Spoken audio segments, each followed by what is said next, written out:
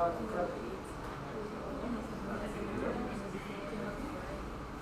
que ya. ¿Empezamos, no? ¿Empezamos?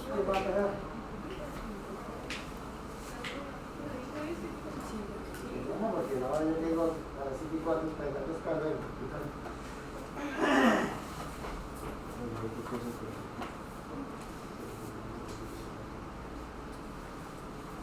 ¿Sí?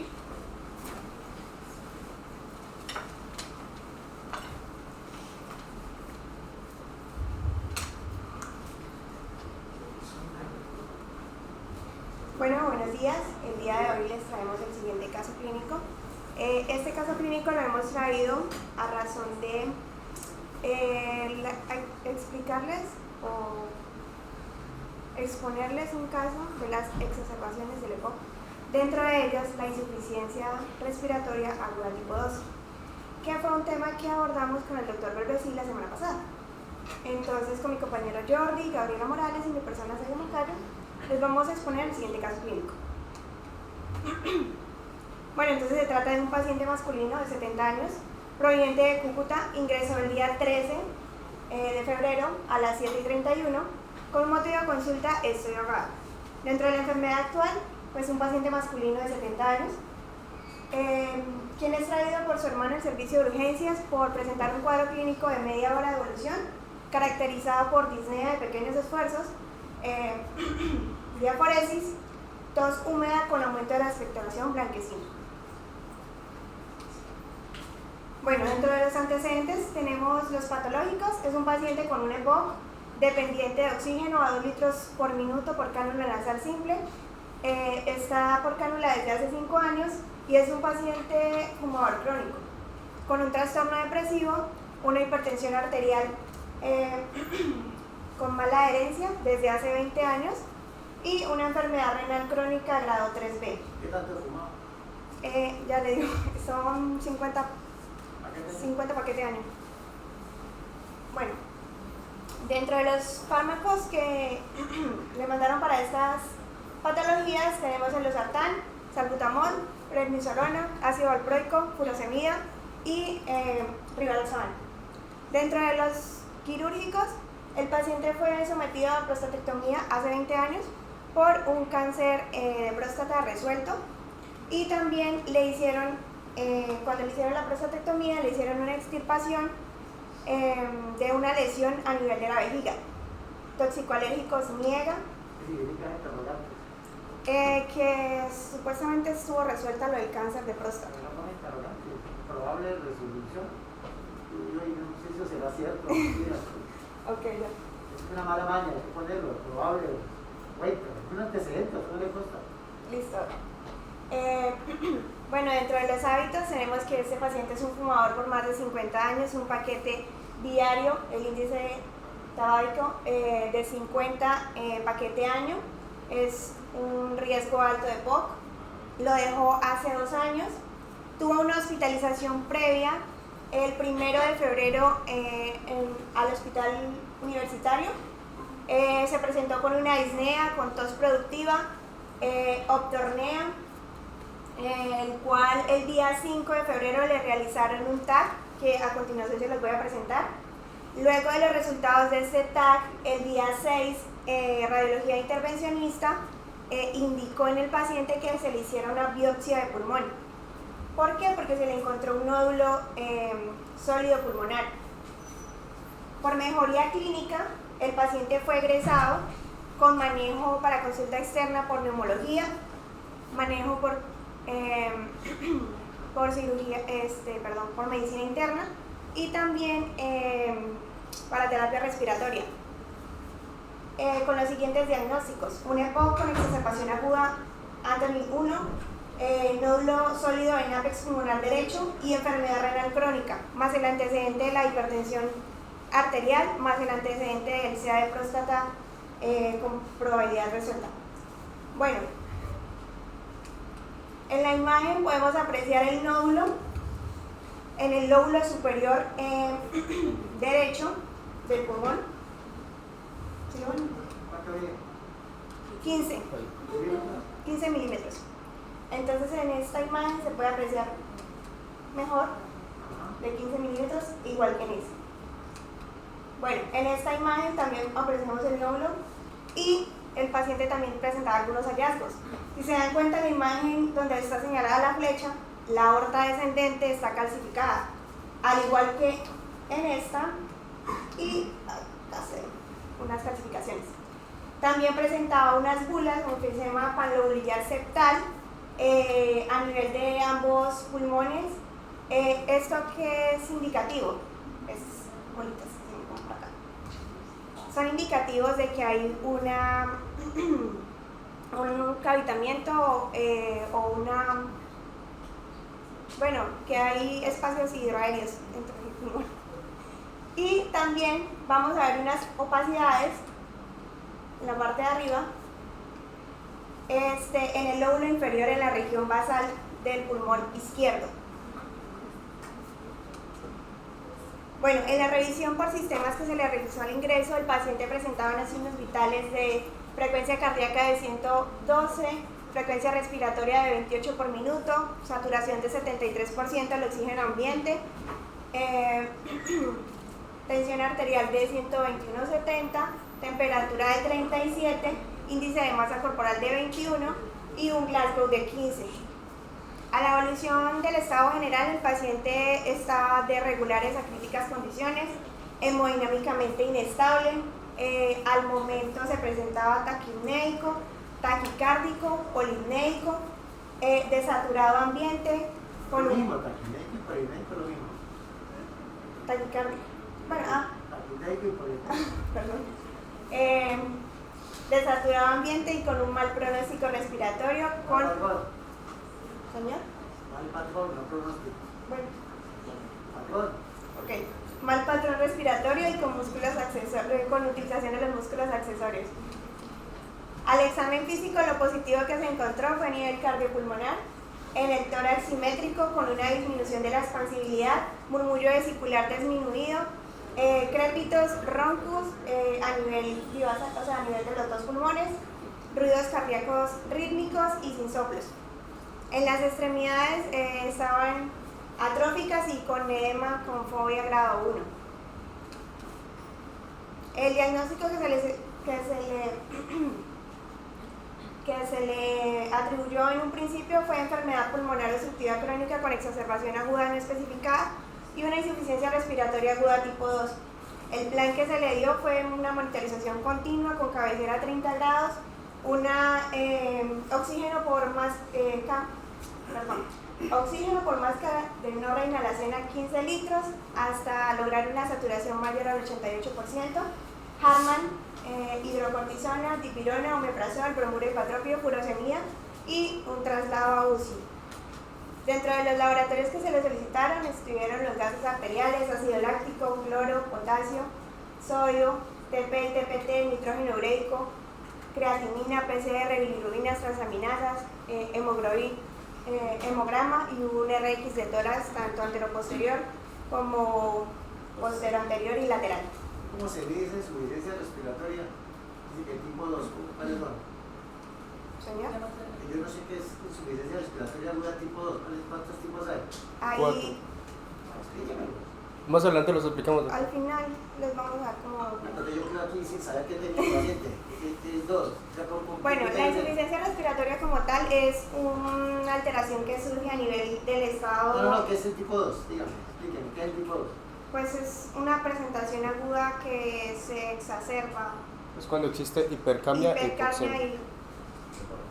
¿Qué le diferencia con la 1? Que en la 1 se presenta solamente hipoxemia. Hipoxemia con normocambio. Ajá. ¿Y la 3 no? Sí, señor. ¿Qué hay en la 3? La combinación de las dos, ¿no? Hipercamia. No, la 3 es cuando hay un aumento del cierre crítico, como ocurre con un paciente anciano. Bueno, Y una ¿sabe que la disminución. 2 hay? ¿Tiene ya los gases? ¿Ya Sí, tiene más Sí, adelante. ya. Ahorita vamos. ¿Y por qué no pudieron furosemia? Porque el paciente presentaba edema en miembros inferiores. ¿Grado 1? Fobia grado 1. Y por eso le ponen furosemia a la gente. Y de gástrico, ¿no? Pues eso, no sé. Bueno, aquí vamos a hacer un resumen de todos los cuadros somáticos que se le dieron al paciente. Vamos a tomarlo más o menos desde aquí, desde el 13, que pues fue cuando ingresó al paciente. podemos ver que el paciente siempre ingresó con un recuento de glóbulos blancos altos, esto quiere decir que ingresó siempre con una leucocitosis y cursó siempre con una leucocitosis hasta el día de hoy. Otra línea que se nos vio alterada fueron los monocitos, que podemos ver que a su inicio estaban elevados, pero con el paso del tiempo se fueron normalizando, igualmente que los neutrófilos, pero los neutrófilos siempre se han mantenido elevados. Las demás líneas pues han estado normales durante todo el tiempo. Aquí en los gases arteriales pues ya vamos a sacar unos diagnósticos que, por ejemplo, vemos que el paciente entró en acidosis y persiste con acidosis debido pues que el pH está bajo. Igualmente el PCO2 lo vemos que está alto, por lo cual decimos que es una acidosis respiratoria, y vemos aquí que el bicarbonato igualmente está elevado. Esto debido a que como el cuerpo ya tiene una acidosis respiratoria, trata de compensar haciendo una alcalosis metabólica. Es por esto que el bicarbonato también se encuentra elevado. En los exámenes del 13 vemos que tiene una hiponatremia, una hipocloremia. Igualmente, como este paciente tiene falla renal, vemos que tiene sus nitrógeno úrico, creatina y urea en los límites prácticamente y elevados. Aquí en el 25 vemos que se encuentran todos alterados, pero esto debido a que al paciente se le realizó un TAC con contraste, por lo cual el contraste, el paciente teniendo falla renal, pues va, digamos, como a exacerbar esa falla o a tener problemas con ello. Es por esto que este día 25 se nos alteraron todos estos resultados en cuanto al riñón. ¿Qué voy a contar? Para visualizar. Vieron un TAC contrastado en junta de tórax. Bueno, ¿qué opina del PO2 inicial? ¿Eso es normal? ¿Eso es bajito? ¿Tiene alguna fórmula?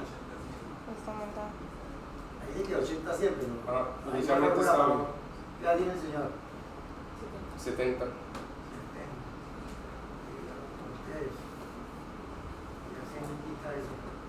Una fórmula que la edad dividido por 3 ya se me quita los valores. La por 23, 100 menos 23 da 37. Estaba de todas maneras. La hipoxemia también.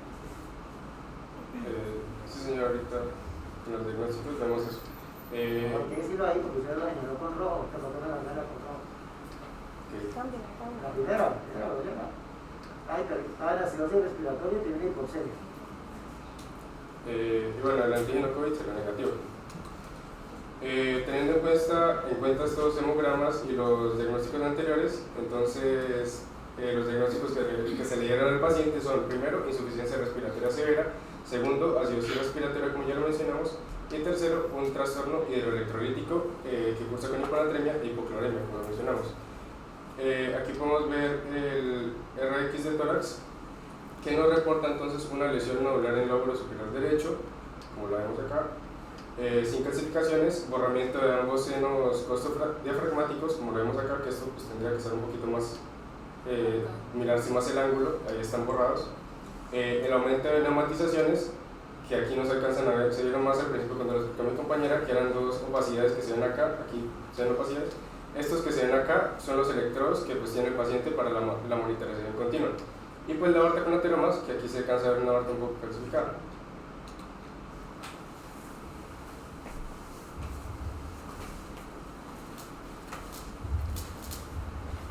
Bueno, le realizaron una evolución a las 11:24 del día de ingreso. El paciente diagnosticado con EPOC Antonin 2.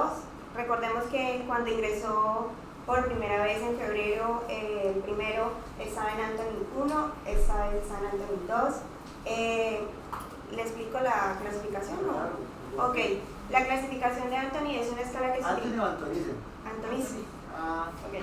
La clasificación de Antonicen es una escala que se utiliza para evaluar qué antibióticos se deben utilizar en los pacientes con exacerbaciones de EPOC. Entonces, en la Antonin 1 quiere decir que tiene los 3 criterios. ¿Cuáles son esos criterios? El primero, que presente un aumento no, ese es el segundo. Que presente un aumento del volumen del esputo. El segundo que presente una purulencia. ¿Purulencia? Sí, purulencia en el esputo, o sea, el aumento de la purulencia. o esputo purulento. Y la primera de un aumento de la disnea. Entonces presentaba los dos criterios: aumento de la disnea y aumento del volumen del esputo. Por eso es la que 5,2. En la insuficiencia también presentaba una insuficiencia respiratoria aguda tipo 2, un nódulo sólido en apex derecho de 15 milímetros en estudio, enfermedad renal crónica de tercer grado, hipertensión arterial en estadio 1, antecedentes de cáncer de próstata resuelto.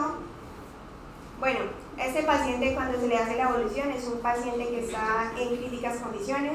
El paciente estaba por máscara de no inhalación a 15 litros y estaba saturando entre 93 y 95%.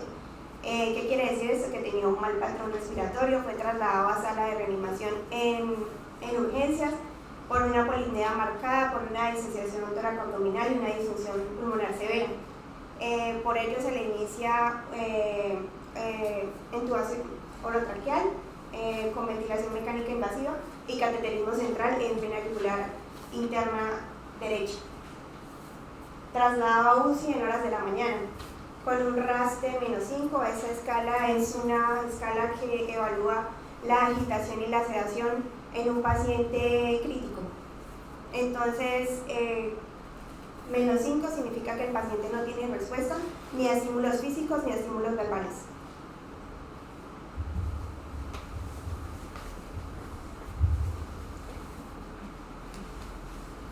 Bueno, entonces acá ya el paciente es llevado a hospitalización a piso 7 por medicina interna, posterior a su estadía en UCI de 5 días.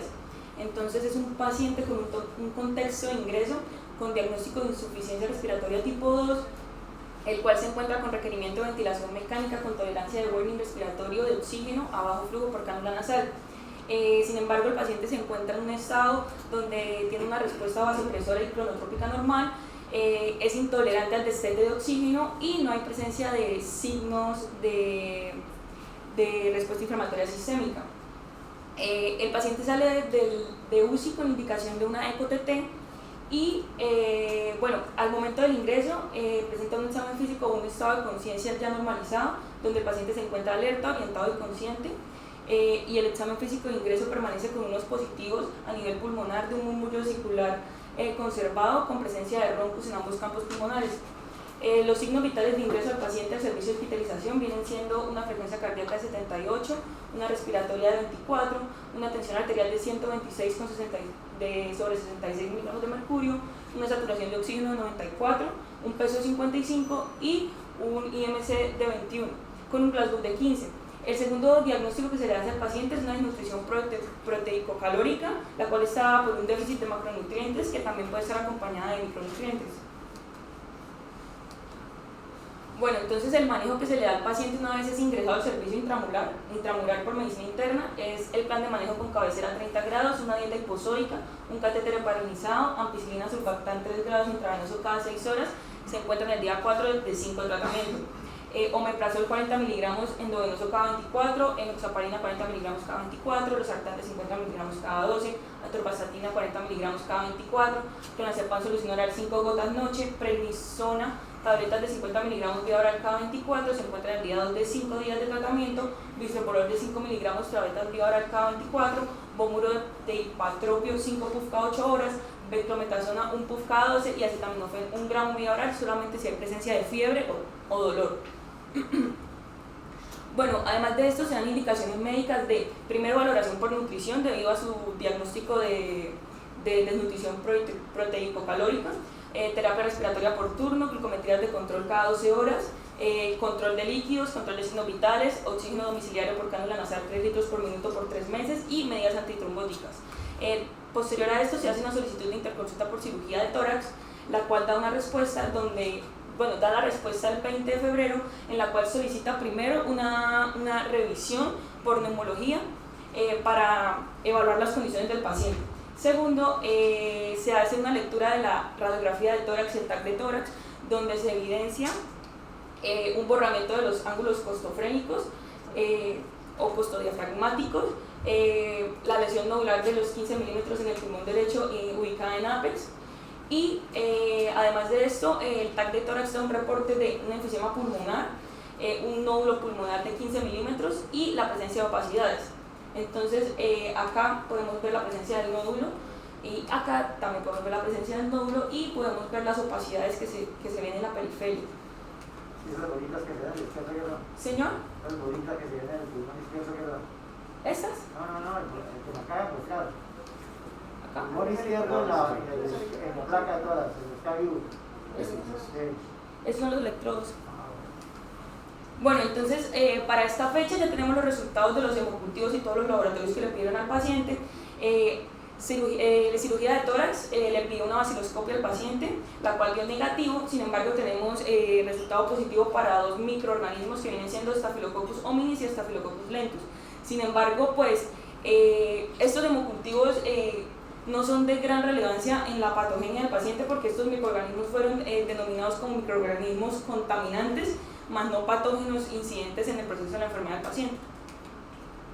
Bueno, en la interconsulta por neumología se establecieron los diagnósticos de insuficiencia respiratoria aguda tipo 2, secundaria a un EPOC, a una enfermedad pulmonar obstructiva crónica, la cual ya se encuentra resuelta. Un nódulo pulmonar de categorización sólido en lóbulo superior derecho del pulmón derecho.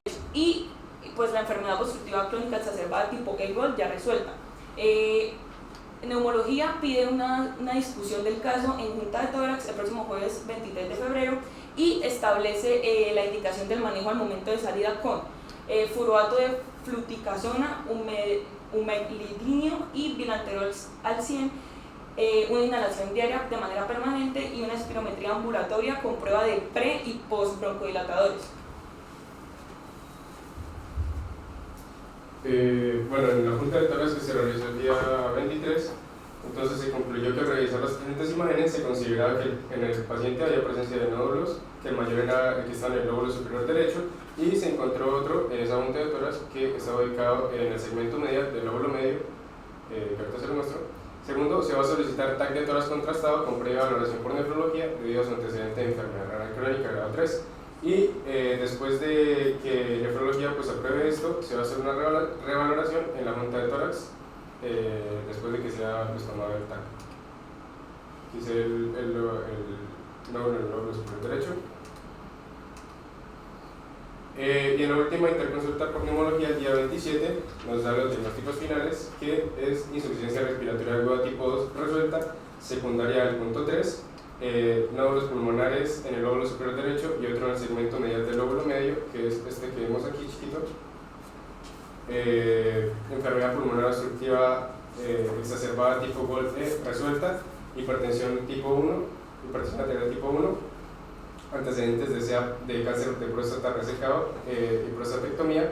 Y como manejo, entonces, discusión nueva del caso en junta de tórax el próximo 2 de marzo de 2023. Entonces, ahora un pequeño recorder de insuficiencia respiratoria, que fue lo que vimos la semana pasada con el doctor Rossi. Entonces, tiene varias clasificaciones de la insuficiencia respiratoria, lo podemos clasificar por su etiopatogenia, que es insuficiencia respiratoria aguda, crónica y crónica reagudizada, por la gasometría, entonces que podemos tener una hipoxemia y una hipercapnia, y por las perturbaciones fisiopatológicas que pueden ser tipo 1, 2, 3 y 4.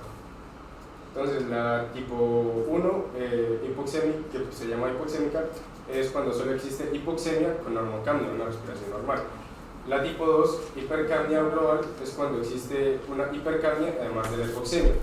La tipo 3, o perioperatoria, se asocia más con el aumento del volumen crítico de cierre, como ocurre en pacientes ancianos con una disminución de la capacidad vital, ya sea una limitación de la expansión torácica por la obesidad marcada, dolor, cirugías, etc.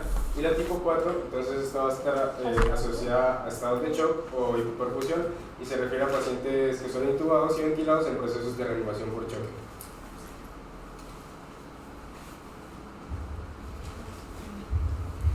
Bueno, entonces para entrar un poco más en contexto lo que es un nódulo pulmonar, vamos a saber que un nódulo pulmonar se le va a denominar a cualquier tipo de opacidad no lineal que encontremos ya sea en una radiografía de tórax o en un TAC de tórax. ¿Qué es importante saber? Que esta opacidad no lineal no puede estar asociada a adenopatías, atelectasias, neumonías o derrames pleurales. Y también es importante saber que los nódulos tienen que ser menores a 3 centímetros, debido a que si es mayor a 3 centímetros ya no es considerado un nódulo sino una masa, y generalmente son malignas. Bueno, sabiendo ya que es un nódulo, podemos saber que los nódulos los clasificamos en dos grupos: nódulos sólidos y subsólidos, los cuales a su vez se van a clasificar en dos subgrupos, donde el nódulo no sólido y parcialmente sólido. Bueno, ¿por qué dice único? Si yo tengo nódulo, ya no es nódulo. O sea, único es como que no está aglomerado con más nódulos en su periferia, sí, es solamente una masita. Una lesión. Bueno, entonces, los nódulos sólidos están asociados más que todo a granulomas, están asociados a cicatrización de tejido pulmonar, están asociados a metástasis de cáncer y están asociados también a metástasis de cáncer. Los nódulos subsólidos son generalmente transitorios y están asociados a secundarios a infecciones o hemorragias. Entonces, tenemos los no sólidos y los parcialmente sólidos, que los parcialmente sólidos cuentan con una parte de calcificación o solidificación en su cuerpo nodular. Bueno, a su vez también podemos encontrar nódulos con diferentes características morfológicas típicas, donde en la imagen A podemos ver un nódulo sólido con calcificaciones en forma de palomita de maíz, debido a que las calcificaciones están aglomeradas dentro del nódulo y hace ver como si fuera una palomita de maíz. En la imagen B tenemos un nódulo con calcificación nodular central, la calcificación está en todo el epicentro del nódulo, y en la imagen C vamos a tener un nódulo en el lobo superior izquierdo, el cual se encuentra con presencia de grasa. Bueno, además de esto es importante saber cómo vamos a medir estos nódulos. Los nódulos se van a medir dependiendo del tipo de nódulo que sean y el tamaño que tengan.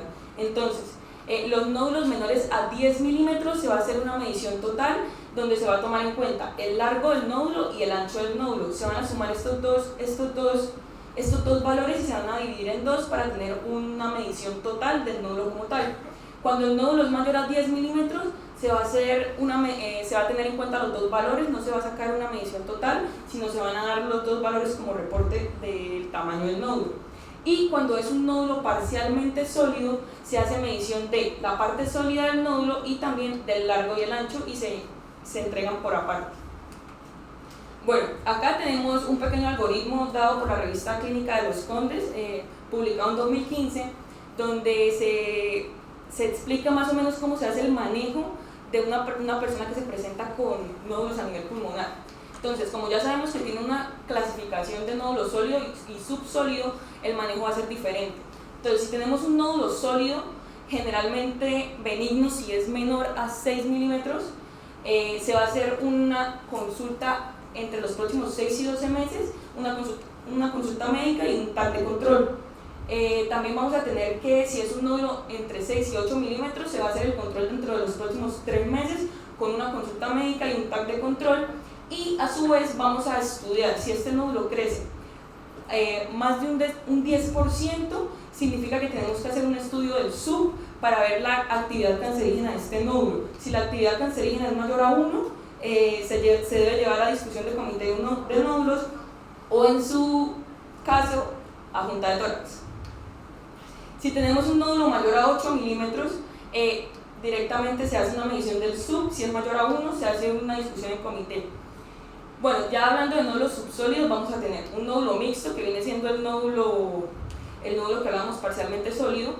Si hay presencia del nódulo mixto, se hace una consulta en los próximos 3 meses con un TAC de control. Si este persiste y es menor a 5 milímetros su componente sólido, se sigue manejando por controles cada 12 meses con consulta médica y TAC. Si este persiste y su tamaño es mayor a 5 milímetros, se va a hacer directamente discusión en junta de tórax. Teniendo ya los nódulos no sólidos, si el nódulo es mayor a 5 milímetros, se va a hacer el control en los próximos 3 meses con una consulta médica, un TAC de control. Si este ha presentado un crecimiento mayor al 10% o ha tenido cambios morfológicos, junta de tórax. Si no, tenemos un nódulo menor de 5 milímetros, igual se hace control cada 12 meses con consulta médica y tal. Gracias. ¿Qué va a hacer para el paciente? Todavía está hospitalizado. Hasta ahorita no le han realizado la biopsia. Todavía no le han dado los resultados de nada. Y mañana es junta de tórax. Mañana lo presentan. ¿Jairo tiene preguntas o hago yo aquí una cosa? ¿Jairo tiene preguntas? Claro que la biopsia, ¿no? Está demorada. Sí. Este caso, ingeniero, hágame un favor. Ahí tenemos tiempo para hablar de esta cosa corta. Este caso se trae por varias razones. Antes de eso, un comercial, los que tienen el caso clínico, por favor, hablen ahora con el doctor Lizarazo. ¿Dónde están? ¿Están aquí o están abajo? Entonces, de una vez, antes de que se vaya el doctor Lizarazo, ¿qué caso hay? ¿Sí me explico? ¿Ok? A ver si es que hay respuesta. Mire, ingeniero, hay una que dice nódulo pulmonar 2. Hay unos tips ahí que les voy a dar. Entonces, se presenta este caso por dos razones. Por ser de interés general debido a que ustedes vieron que la semana pasada se les habló de insuficiencia respiratoria y hoy todavía tengo conflicto con estudiantes que no saben diferenciar entre una falla respiratoria y una insuficiencia respiratoria y un síndrome de dificultad respiratoria. Se les dijo, se les enseñó claramente que son entidades diferentes, que es lo que uno ve, y empecé ese día la charla porque se daba. Si me explico, una cosa es insuficiencia respiratoria aguda y otra cosa es síndrome de dificultad aguda. El síndrome de dificultad aguda, empezamos por eso, tiene criterios. Tienen los de Berlín y los de Cagali, que son los de Berlín modificados, ¿correcto? Entonces, no hay que confundir la panela con el azúcar. La panela endulza y el azúcar endulza. ¿Sí? Todo termina en que el paciente, algunas veces, sea falla o sea síndrome, termina en ventilación, pero las estrategias son diferentes. A una insuficiencia respiratoria aguda, usted no le va a meter ventilación mecánica invasiva, no necesariamente, tiene otras estrategias. El paciente con síndrome de dificultad respiratoria finalmente es un paciente que no le va a meter usted ni va a demorar tiempo con oxigenoterapia ni con ventilación mecánica no invasiva, porque eso es una conducta errada y equivocada, ¿correcto? Nódulo pulmonar 2 Entonces, son cosas diferentes, tienen peor pronóstico, diferente mortalidad y eso. Entonces, hágame el favor y nos ubicamos, porque ustedes estaban ese día sentados y para mucho fue una pérdida de tiempo, no más bien. Yo lo que considero es que de pronto yo estoy perdiendo el tiempo tratando de darles unas cosas, herramientas para su vida, y algunos de ustedes ni leen ni solidifican las cosas y después la embarran, y les va a tener que costar, porque les va a costar nota vaciadas y errores con el paciente y vueltas, y después demandas. Entonces van a ver, afinen, porque van a ver el paciente tirado y no saben que es una urgencia médica, y la insuficiencia respiratoria y el síndrome son urgencias médicas y como tal son penalizadas difícilmente. La siguiente, ingeniero. Y la segunda es la presentación de un nódulo, que están viendo que no es un nódulo, sino son dos nódulos. ¿Sí me explico? La reducción de nódulo, porque es una entidad que no está en el programa porque no hay tiempo para dar tantas cosas. Este paciente se viene deteriorando en estos días. Y es un paciente, como ustedes vieron, que tiene muchas cosas desde el punto de vista respiratorio, y llevarlo a un procedimiento tiene que ser necesariamente en una junta de discusión como es la Junta de Tórax, en este caso, en una junta allá en Chile, tienen junta de nódulos pulmonares, más subespecializada aún todavía, porque tienen junta para EPID, junta para nódulo, junta para asma y junta de pronto hasta para otras cosas, pero aquí todavía no tenemos tanta sofisticación porque necesita mayor número de especialistas. Entonces, este paciente está pendiente resolver qué tipo de biopsia y si se le somete a la biopsia en este momento. ¿Por qué? Porque como ustedes vieron ese nódulo, primero tiene cosas extrañas. Primero es sólido, segundo no se sabe cuánto tiempo de aparición tienen los dos nódulos, segundo tiene un antecedente de cáncer remoto, bien remoto, y tercero, esos nódulos no se ven como muy calcificados. ¿Sí me explico? No son como muy sancho el nódulo. Entonces, mire, esto que están viendo ustedes ahí, eso salió hace bastante, en 1993 en Radiology. Digo que para determinar el nódulo pulmonar solitario, pues había que hacer un cociente, un coeficiente, una relación de probabilidad de cáncer, donde en el numerador estaba todos estos, en la parte de arriba, detalles, y antecedentes del paciente y otros hallazgos en la tomografía que hacían que unos pesaran más que otros. Por ejemplo, el escriculado pesaba 101. Aquí están las unidades Homefield que tienen nódulo. Entonces, en el denominador habían estas características que le quitaban peso a tener un nódulo, y eso es una relación mayor o menor de 1. La siguiente. Después de eso, entonces, en 1997 o 93, no me acuerdo si es 3 o 7, la Clínica Mayo sacó esta calculadora, en la cual pues estaba la edad, el haber fumado, si tenía antecedente de cáncer más de 5 años antes, o sea, previo, el diámetro del nódulo, si había especulación, si estaba en el lóbulo superior, y eso botaba. Aquí está la fórmula matemática de eso, porque acuérdese que el anterior viene el teorema de Bayes, y Bayes es un presbítero inglés que fue el que calculó las probabilidades y el que le dio a la ingeniería y a otras ciencias la probabilidad de poder predecir algunos eventos o darle, digamos, una importancia mayor o menor. Eso fue a finales de 1897, a principios del presbítero Bayes, que es inglés, la siguiente. Entonces, esta fue de ese año, en el 90, digamos. Después, más adelante, en el 2005, publicado acá en Chess, está el modelo de Herder, que lo van a ver ustedes. Y Herder, lo que pasa, aparte de los anteriores de edad, si había fumado, si había algún antecedente de cáncer extratorácico, especulación, nódulo, la localización, le incorporó y le metió la captación de 5-fluoroglucosa, ¿sí me explico? Y entonces, dependiendo de la captación, daba el porcentaje, la siguiente. Y más adelante, en el año 2013, Brock, creo que tiene que ver con la BTS, algo con los británicos, vuelve con las mismas, aquí le mete la historia familiar de cáncer, si hay enfisema o no, ¿sí me explico?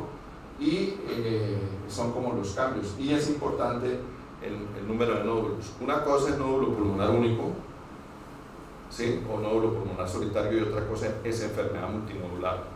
La enfermedad multinodular no se habló acá, no se tocó, y tiene un manejo diferente, un enfoque totalmente diferente. Entonces, no confundir la panela con el azúcar, porque si bien indulsan, sí, se parecen, pero no son iguales. Acuérdense que yo les repito en las anotaciones que igual no es igual a parecido.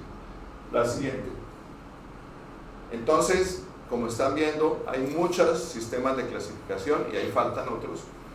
Hay dados algoritmos, hay dados flujogramas y todo eso, pero lo más importante está aquí condensado, creo que en estas dos siguientes diapositivas. El primero, siempre cuando ustedes ven un nódulo pulmonar en unas imágenes, en una radiografía inicialmente, pues es imperativo decir si es benigno o es maligno, porque si no, ustedes se van a equivocar, o el médico que esté dando frente a eso. Y antes de cualquier estudio, lo primero que tienen que preguntarle al paciente es: ustedes ya sabían que tenía un nódulo, muchos tienen eso, y muchos tienen las imágenes guardadas, afortunadamente, y las pueden traer, y eso sirve para evitarles cirugías y cosas. Cada vez me remiten, estoy viendo yo casos, y no, que me dijeron, y le dicen: es que usted tiene cáncer. El paciente llega llorando allá, y resulta que cuando dicen: no, este es un nódulo tan raro, doctor, porque a mí ya me habían dicho que yo tenía eso, entonces tráigame la radiografía, y miramos la radiografía que está igual o parecido, y eso puede ser demandable, porque le puede cobrar el paciente. Hay una cosa que llama el sufrimiento que tiene un paciente, y eso lo pasan en gramos de oro y esas cosas, y hay que ser muy prudente. Usted no puede abrir la boquita, la palabra tiene poder, doctores, y los pacientes viven muy pendientes y llevan para anotar, y si pueden le graban y hasta lo filman, que hoy en día nadie se puede dejar grabar, porque ustedes no pueden grabar a nadie en ningún momento de la vida. ¿Sí me explico? Porque eso está penado por la ley, ya hay suficientes cosas, ni siquiera un compañero lo puede meter a usted en problemas solo porque lo firmó sin su autorización. Para las foticos, incluyendo en fiestas, hay que decir, quiere que lo fotografíen, eso que lo tengan claro, y médicamente. Sí, se ríe una doctora, pero es delicadísimo. Eso que hacíamos en las fiestas, que vimos ahí una parejita y lo grabamos para después. Tengan cuidado, porque resulta que el señor tiene novia, esposa, lo que sea, y después viene la esposa y va a un juzgado y la mete usted en un problema. Y lo mismo los hombres, ¿no? Con las intimidades de las personas, no se metan ni con las imágenes de los pacientes. Eso les sirve para como dice Jairo, porque aquí no solo damos tips de medicina, que es de medicina, y menos con los pacientes ya está claro que ustedes no pueden tomar ni fotos, ni nada, ni siquiera las imágenes. El día que yo les resalté las imágenes tienen que ser supeditadas con el paciente, que autorice, eso no es que yo lo voy sacando, ¿sí me explico? Y ustedes a veces dicen, ay, esta es la foto del paciente Genaro López, y resulta que hay una pariente de Genaro López y usted no sabía al lado, y va y le dice a Genaro, ¿cómo le parece que...? ¡Ja! Eso es delicadísimo, tengan cuidado. Bueno, tercer tip, los nódulos subsólidos son una categoría especial. Y otro tip, los adenocarcinomas como tumores se comportan diferentes y tienen un manejo diferente. Ojo con eso. El ojo con eso es de Jairo. Estoy tomando una cosa que no es de mi propiedad. La angiogénesis de los tumores generalmente, los tumores se correlaciona con el tipo de reforzamiento. Y el umbral de reforzamiento es mayor de 20 unidades Hoffield para predecir malignidad. Hay muchas estrategias que aquí no se nombraron porque aquí no se da clase magistral de eso. Pero una de las estrategias es el análisis volumétrico de los nódulos y es especial, es un software especial que se hace y es en 3 dimensiones y se ve muy bonito y le puede uno decir porque el nódulo, contrario a lo que ustedes creen, lo vieron esférico y el nódulo no es esférico, el nódulo tiene otras propiedades temporoespaciales, digamos, no es más que temporoespacial, espacial concreto, es en espacio. No, no es ni siquiera ovoide. Jairo, los estudios volumétricos muestran que se parece, lo que más se parece, por decir algo, a esa iceberg. ¿Sí me explico? Que no tiene una superficie uniforme, redondeada, ni ovoide, ni nada. Es difícil de aplicarle una fórmula matemática porque se han hecho y es eso. ¿Sí me explico? Porque los últimos, hay ahorita unos estudios de protocolo inclusive que están haciendo precisamente el análisis volumétrico con software y reforzamientos especiales que demuestran que los nódulos no es como uno le parece, ¿no? Que son todos así ovoides, tienen puntas, aristas, ¿sí me explico? Es muy difícil, digamos, espacialmente ubicarlos para aplicarle una fórmula matemática. Entonces, por eso tienen que optar con toda una serie de mediciones por computadora para dar bien el volumen en milímetros, ¿no? Y cuando hay cambios sobre el tiempo, especificarlos. Bueno, entonces ahí la estrategia es el análisis volumétrico, que aquí no lo hacemos en la ciudad, y hace rato yo he cancaneado, y ahí lo que se llama una tisi-dinámica, y la tisi-dinámica lo que mide son 2 cosas, el reforzamiento y el decaimiento, o sea, al final. Y entonces, de acuerdo a las 2 características que se miden en unidades Hoffield, obviamente el TAG es contrastado, para nódulos siempre es el contrastado, TAG para nódulo es contrastado. Entonces, con esos valores usted dice si el nódulo es maligno o es benigno. Eso es una estrategia que se hace desde hace rato, a eso tiene el comentario. Y es lo mismo, que si usted usa esa técnica, esa tisi-dinámica, reforzamiento y decaimiento, requiere de estandarización muy estricta, que es lo que hace. El rango de decaimiento de los malignos, o sea, si usted tiene un decaimiento para malignos, puede estar de 5 a 31 unidades Hoffield. Este tema que es controvertido, la gente y en su cabeza creo que ustedes tienen la idea de que el PET-CT es lo mejor para todo, que nos va a decir si hay malignidad. No, es una herramienta más, sí, pero puede ayudar. O sea, el PET-CT no es el que hace los diagnósticos. ¿Y por qué no hace los diagnósticos? Porque con todo lo que tenemos, la TC Contact es la que mejor nos va a dar esos datos. Pero es una modalidad que es muy útil en la evaluación de esto, en la estrategia global, porque cuando tenemos nódulos mayores a 0.8 milímetros o a 8 milímetros, el otro, pero 0.8 centímetros o mayor a 8 milímetros, si usted tiene un SV mayor de 2.5, es probable que sea maligno. Y los pequeños no se dejan, no puede decir uno, y entonces toca usar la estrategia que está ahí, de comparar cómo capta el nódulo contra el fondo del hígado y el fondo del mediastino para saber eso. Y como hablamos, pues está el análisis del presbítero, creo que es Thomas Bayesiano, el de Brock, Herder, todo esto que vimos acá, y otros. Entonces tiene mucha utilidad y de valor para uno poder categorizar los nódulos si son benignos o son malignos.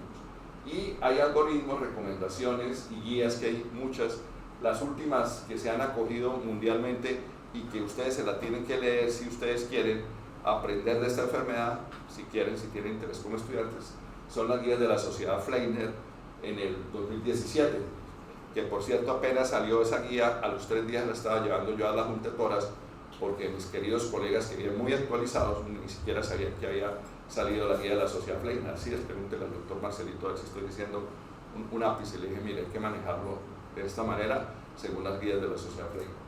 Y que hoy en día se usa la estrategia con un TAC de bajo de baja irradiación, que es estas siglas en inglés, para hacer los screening anuales para detectar malignidad y presencia de estos nódulos. Entonces es una estrategia que por ahora sigue siendo válida y útil.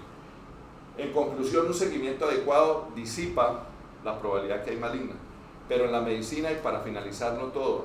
Yo tengo casos, tengo una presentación de nódulos muy completa que hoy no, esto es un resumen que les traje complementario para el tema, donde destacan ciertos puntos que son de utilidad, pero lo más importante es decir que usted puede tener adenocarcinomas que por teoría,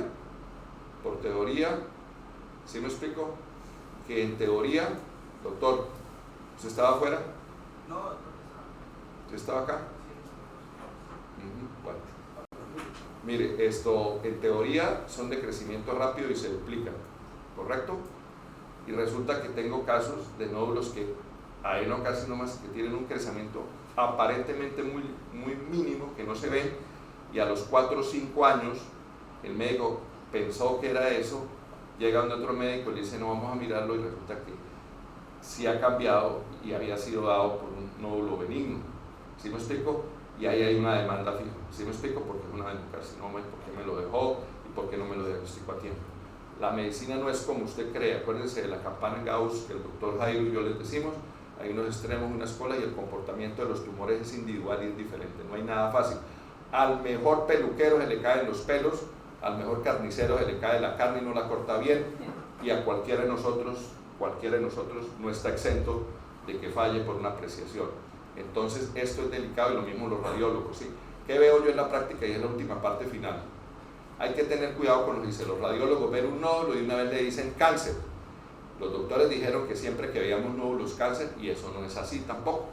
Puede haber, eso hay estadísticas de arriba y abajo, a lo largo y a lo ancho, y hay una probabilidad de pronto que los nódulos sean un 60% benignos y previos, y un 45% que sean malignos. Entonces no todos son malignos. Tener cuidado, porque usted llega y le dice cáncer a eso, como también tener cuidado en categorizar un nódulo como benigno y es maligno. Este es un tema que tiene aristas difícil, aún para nosotros los especialistas y con algún grado de conocimiento. No sé qué preguntas tienen.